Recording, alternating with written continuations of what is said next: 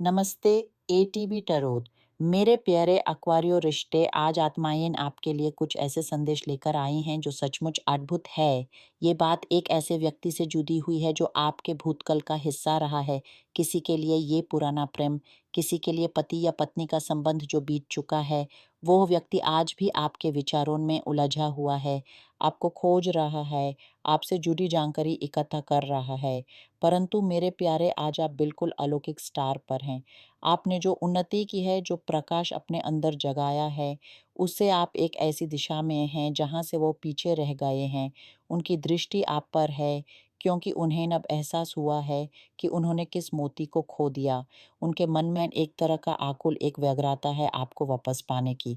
ये आकुलता केवल पछतावे से नहीं, बल्कि एक ऐसे संकट से उत्पन्न हुई है जो उन्होंने आपके बाद अपनाए रिश्तों में भोगा, जो कर्मिक, विषैला और दुखदायी रहा। अब उनकी आंखें खुली हैं और वे आपकी चाँद जैसी शांति, आपके तेज को देखते हैं, जो उनके लिए अब दूर का सपना बन चुका है। कुछ आपके लिए ये कोई ऐसा व्यक्ति हो सकता है जिसे आपने हाल ही में अपने जीवन से अलग किया है। आपने साफ कहा है कि अब नहीं, लेकिन उसका मन उसे स्वीकार नहीं कर पा रहा। उसका अगला कदम आपके प्रति आसक्ति भरा, व्यग्रतापूर्वक होगा।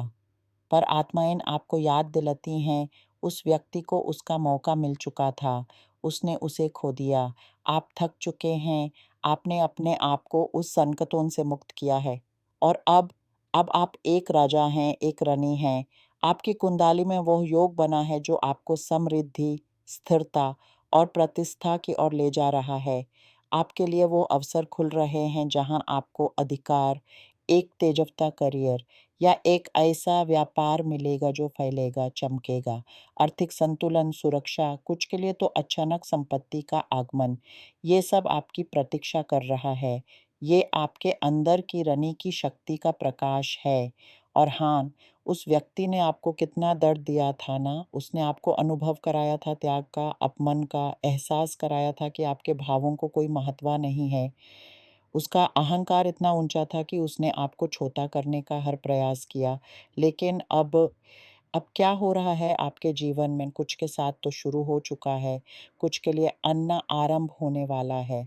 आत्माएँ संकेत दे रही हैं, आने वाले 7 दिन या 7 हफ्तों में आपके जीवन में एक ऐसी परिवर्तन की लहर आएगी, जो सब कुछ उलट-पुलट कर देगी। मैं आपसे कह रही हूँ, धन आपकी दिशा में आ रहा है और वो भी बहुत मात्रा में। ये कोई मामूली आमदनी नहीं है। संपत्ति के साथ-साथ ऐसे लोग भी आपके जीवन में प्रवेश करेंगे जो आपके साथ एक मजबूत, सुखद, प्रेमपूर्वक संबंध का निर्माण करेंगे। आप इस धरती पर किसी के झूठे प्यार की कंकर चुनने नहीं आए हैं। आप यहाँ सही, सम्मानपूर्वक प्रेम पाने के लिए आए हैं।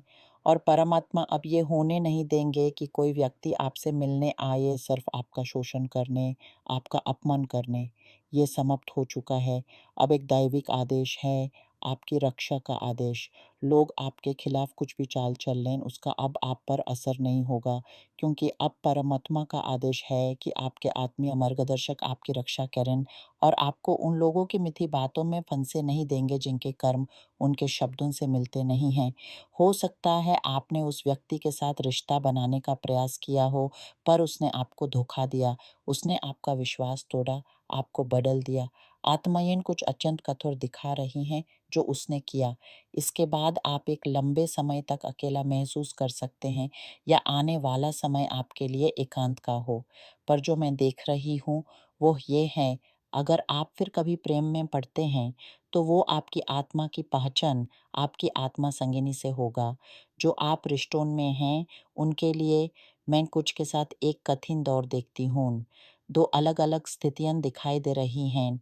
एक समूह ऐसा है जिसके रिश्ते में कोई तीसरा व्यक्ति प्रवेश कर सकता है, चाहे वो आपके साथी के करीब आए या आपके करीब। ये प्रवेश आपके रिश्ते को खतरे में डाल सकता है और इससे पछतावा पैदा हो सकता है। अगर ये आपके साथी की तरफ से है, तो पछतावा बहुत जल्दी आएगा, क्योंकि ये एक शरणार्थी प्रेम का रिश्ता होगा और वह आपका क्षमा मांगने के लिए हर समर्थ प्रयास करेंगे।